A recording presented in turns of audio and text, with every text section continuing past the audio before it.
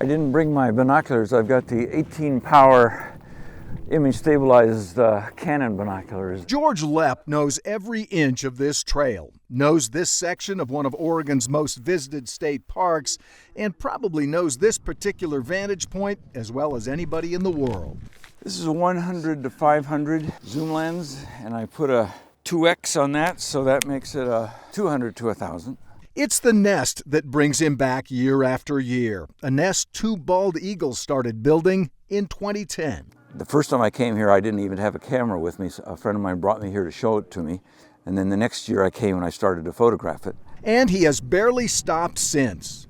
In 2017, I spent several hundred hours out here. 300 to 500 hours, he figures, edited down to a 10-minute film still running in the Park Visitor Center. Hours and days spent that year as just another animal in the park. Back in 2017, there weren't very many people coming here.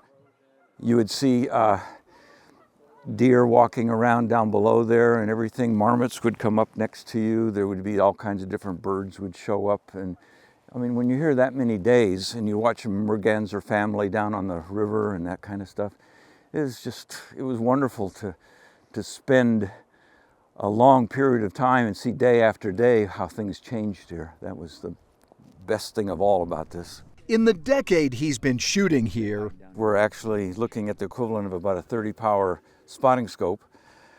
This is 1,600 millimeters. Most people have up to 400 or 500 millimeters on their cameras for their telephotos. Photography has changed. But the digital world has just opened up everything for photographers. His view into the nest has just gotten better and easier to share. Especially when I'm using the iPad, I'm showing people and explaining to them what's going on, because they can't really see what's going on unless they've got good binoculars or a spotting scope. And George loves to share his craft and share the eagles. Here are Lily and Liam visiting from Santa Barbara. Lily, a working photographer herself. Oh my gosh. But we can actually see the youngsters now pretty well. See the babies. They are blown away by the clifftop scene, George's camera setup, and the stick-built nursery below. Honestly, I can't even put into words. And being here with all you guys and just being a part of something like this is pretty cool. It's amazing. Yeah. This is pretty amazing too. There's 1, 2, and 3. It's just the second time in a decade the nest has 3 little ones. Nature being nature, the smallest, sadly, is not likely to survive. In this video, you can see a bigger chick blocking the smaller, weaker sibling from the parent's beak-to-beak feeding. But George is hopeful and says these eagles seem to be good parents. Every once in a while they'll feed the youngsters, but they seem to be pretty good about making sure that the little guy is getting food. We want to minimize the disturbance on these eagles. The big birds seem to accept the nearby audience. After all, they come back and birth babies here every year.